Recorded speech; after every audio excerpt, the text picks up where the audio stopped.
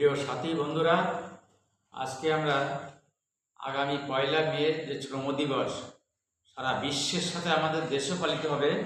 আমরা সেই শ্রম দিবসে 1886 সালে আমেরিকার ভীমা কেটের শ্রমিকরা যে 8 ঘন্টা কাজের দাবিতে আন্দোলন করছিল, সেই আন্দোলন করতে গিয়ে 8 ঘন্টা কাজের দাবিতে আন্দোলন করতে গিয়ে অনেকেই শ্রমিকরা জীবন দিয়েছিল। সেইখান থেকে 1 মে শ্রম দিবস হিসাবে পালিত হয় সারা দেশে। তো আজকে আমরা সেই শ্রম দিবসের উপরে সামান্য একটু আলোচনা করব। আমাদেরকে আলোচনায় দুইজন সাথী আছেন। একজন বাসদ, বাংলাদেশের সমাজতান্ত্রিক দল বাসদের সাতক্ষীরা জেলার সমন্বয়ক কমরেড নিত্যানন্দ সরকার।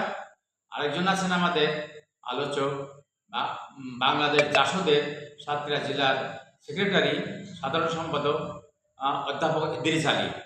তো আমি আজকে এই বিষয়ের উপরে 1 মের উপরে কথা বলার জন্য আহ্বান জানাবো অধ্যাপক ইদ্রিস আলী সাহেবকে। ধন্যবাদ। আমাদের আজকের এই মডারেটর কমরেড আবু তালেব মোল্লা এবং সাথে সহ আলোচক হিসেবে আছেন অত্যন্ত পরিচিত মানুষ, সাতক্ষীরা জেলা রাজনৈতিক অঙ্গনে বাংলাদেশের সমাজতান্ত্রিক দলের জেলার সমন্বয়ক নিত্যানন্দ সরকার। বাংলাদেশ জাসদের পক্ষ থেকে আপনাদের স্বাগত জানাই। সামনে 1 মে যে দিনটি শ্রমিক দিবস হিসেবে পালন হয়, গতানুগতিকভাবে বাংলাদেশে এটা পালিত হবে। আমরা বাংলাদেশের একেবারেই দক্ষিণ অঞ্চলের সুন্দরবনে গা ঘেঁষা একটি জেলায় বসবাস করি, সাতক্ষীরায়। এই সাতক্ষীরার শ্রমজীবী মানুষ কী ভাবছে আমরা সেটা নিয়ে অনেকবার প্রশ্ন করি।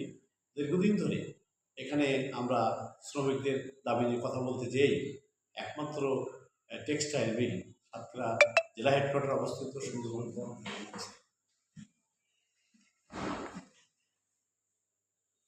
চলছিল। জেলা হেডকোয়ার্টারের সুন্দরবন টেক্সটাইল মিল, সেই মিলটি দীর্ঘদিন বন্ধ আছে। যদিও আগে সরকার দাবি করতে আমরা শ্রমিকদের কাজ দিয়েছি, মোটেই না। আমাদের দেশের শ্রমিকদের কাজ বন্ধ হয়েছে, অগণিত মিল বন্ধ হয়েছে, প্রত্যেক জেলায় জেলায় মিল, কারণ সাতক্ষীরা জেলাও বন্ধ। আমরা সেই কারণে মনে করি যে বাংলাদেশের আর্থসামাজিক কাঠামোয় স্কুল কলেজ বিশ্ববিদ্যালয়তে পাশ করা প্রত্যেক বছর প্রায় 14 লাখ ছেলে মেয়ে বের হয়, যারা কর্মের বাজারে বের করে। কিন্তু সরকারের নিজেরই কর্মসংস্থান সুযোগ থাকে মাত্র 70,000, বাকিদের কাজ থাকে না। এই অবস্থায় যদি মে দিবসকে সামনে আমরা আলোচনা করতে চাই, তাহলে কি হলো, সাতক্ষীরা জেলার মিল যেখানে কমপক্ষে 1000-5000 শ্রমিকের কাজের সংস্থান হতো, সেটা নিয়ে সরকার কী ভাববে। এবং এর বাইরে যে 7টা উপজেলা কৃষিভিত্তিক শিল্প এলাকা, কৃষিভিত্তিক এলাকা, সেখানে নানানভাবে নিয়মিত অনিয়মিত শ্রমিককে উৎপাদনের সাথে যুক্ত করে তাদের জীবন জীবিকার মান উন্নয়ন করা এবং আধুনিক দৃষ্টিভঙ্গিতে মানুষের একটি সামনের দিকে অগ্রসর হওয়ার পথ দরকার ছিল। সেক্ষেত্রে যারা রাষ্ট্র রাজনীতি আলোচনা করে, তাদের যেমন ভাবনা, আমরা বাংলাদেশ জাসদের পক্ষ থেকে মনে করি শ্রমজীবী মানুষের জন্য কর্মসংস্থানের ক্ষেত্র, সেই সাথে সামাজিক নিরাপত্তা বেষ্টনীতে অন্তত যারা বেকার হচ্ছে তাদের বেকার ভাতা দেওয়া, আর মিলটা চালু করে সেখানে অতি সত্তর 1000-500 শ্রমিকদের কর্মসংস্থান উদ্যোগ নিলে আমরা সাতক্ষীরা উন্নয়ন সমৃদ্ধিতে আরেকভাবে এগিয়ে যাব। বন্ধুরা, এবার আপনাদের সাথে কথা বলবেন নিত্যানন্দ সরকার, বাংলাদেশের সমাজতান্ত্রিক দল বাসদের সাতক্ষীরা জেলার সমন্বয়ক। ধন্যবাদ আবু তালেব মোল্লা এবং সুপ্রিয় দর্শক।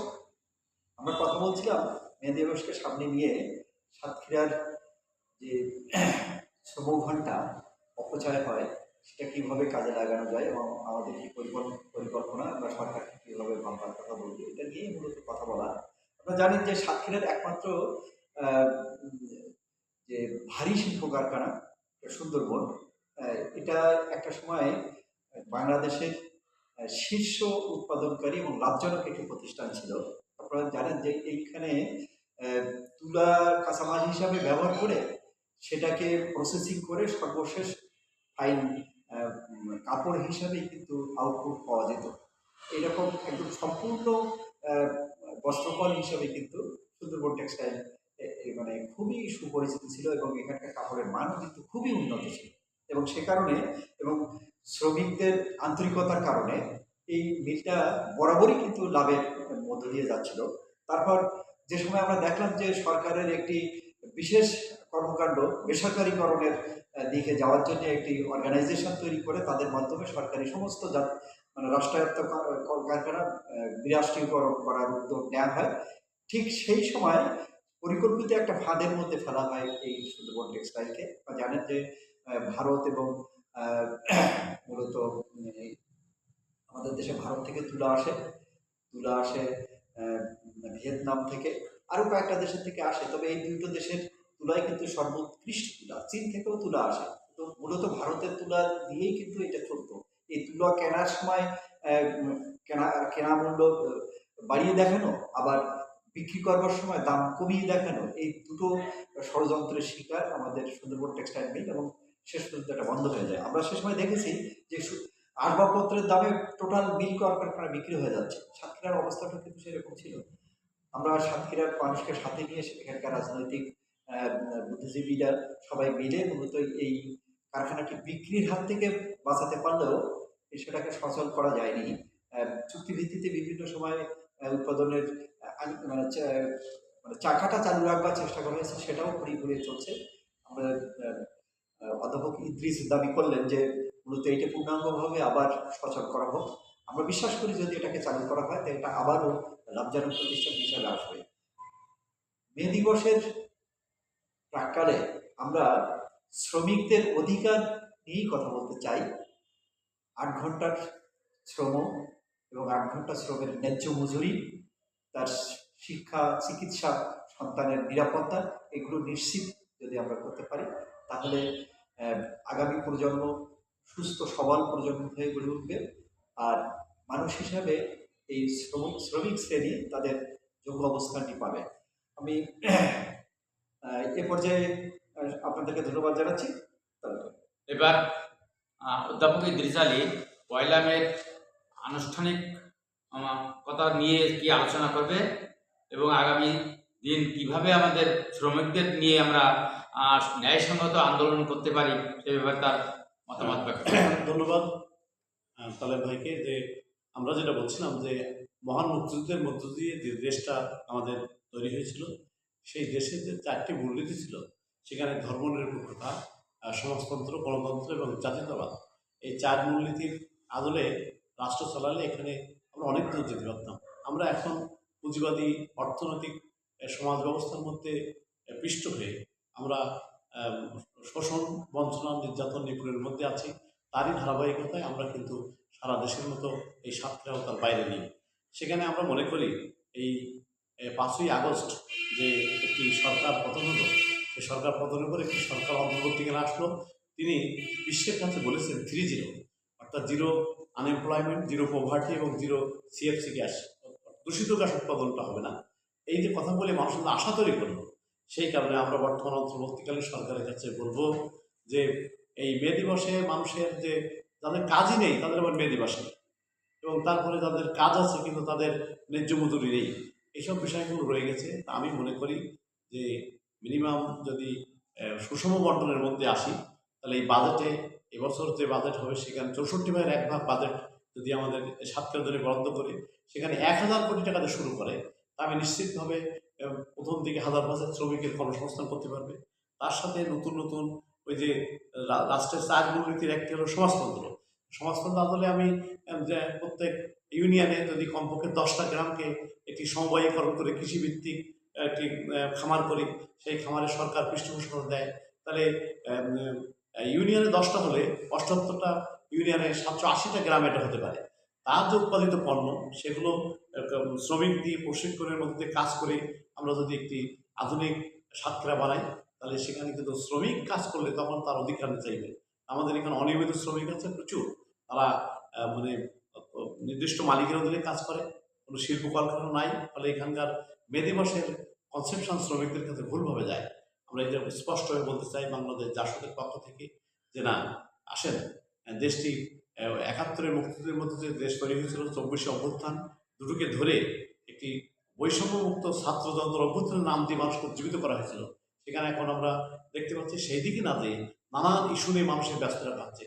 তবে স্পষ্টভাবে মে দিবসে বলতে চাই যে যার বয়স 18 পার হয়েছে, লেখাপড়া থেকে ছুটি গিয়েছে, তাদের কর্মসংস্থানের জন্য আপনি নতুন নতুন কর্মক্ষেত্র নিন এবং এই মিলটি চালু করে সেখানে 1000 মানুষকে কাজ দিন, এবং কাজ দেওয়ার পরে তাদেরকে শ্রম আইনে তাদের নিরাপত্তা, তাদের বেতন কাঠামো, তাদের সামাজিক মর্যাদা বৃদ্ধির জন্য আমাদের যে দাবি এবং নানান প্রগতিশীল সংগঠন দাবি করছে, সেই দাবির সাথে জনগণকে ঐক্যবদ্ধ করে আমরা কিন্তু অধ্যাপক ইদ্রিস আলীকে ধন্যবাদ। এবার আজকে যে মানে বিশ্ব অনেক দূরে এগিয়ে গেছে, কিন্তু আজকে নারীরা পুরুষের তুলনায় একই কাজ করে, অথচ বেতন বা মানে কি বলে তাদের মজুরিটা কম দেওয়া হয় নারীদের।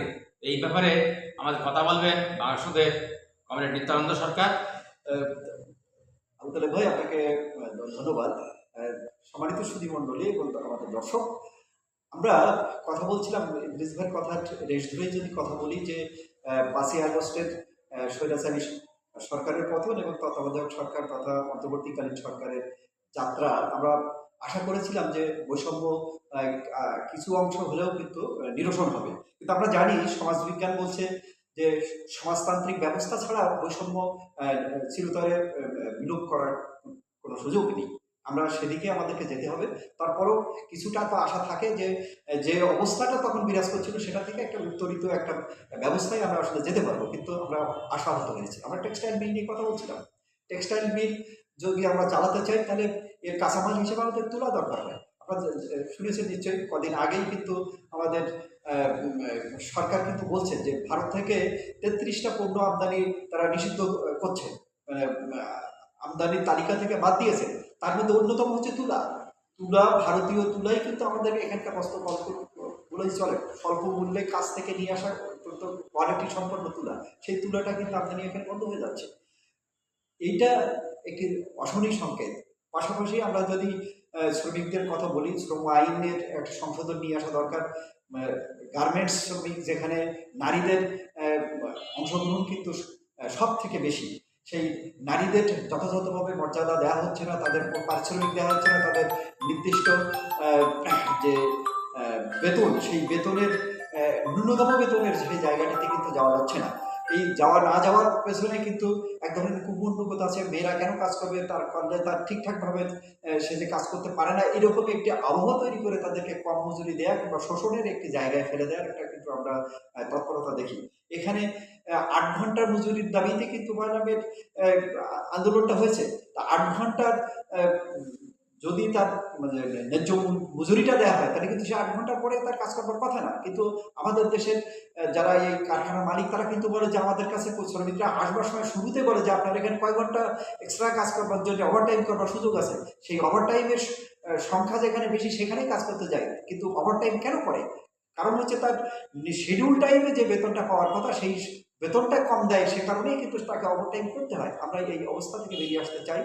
আমরা একটি সমন্বিত বাংলাদেশ চাই, সকল মানুষের সহাবস্থানে একটি বাংলাদেশ চাই, যেখানে বৈষম্য দূরীভূত হবে, অভাব থাকবে না, অনটন থাকবে না, মানুষের মধ্যে হিংসা চলে যাবে, কোনো গোষ্ঠীর দ্বন্দ্ব থাকবে না, কোনো ধর্মীয় পরিচয় মানুষের প্রতি আক্রান্ত হবে না, অথবা কোথাও কোনো এ ধরনের ঘটনা ঘটলে সরকার সেখানে নির্লিপ্ত থাকবে না এবং ধর্মীয় উস্কানির দিয়ে এবং একটি গুজব রটিয়ে কোনো একটা সম্প্রদায়ের উপরে হামলা হবে না, এরকম একটি পরিবেশ আমরা প্রত্যাশা করি।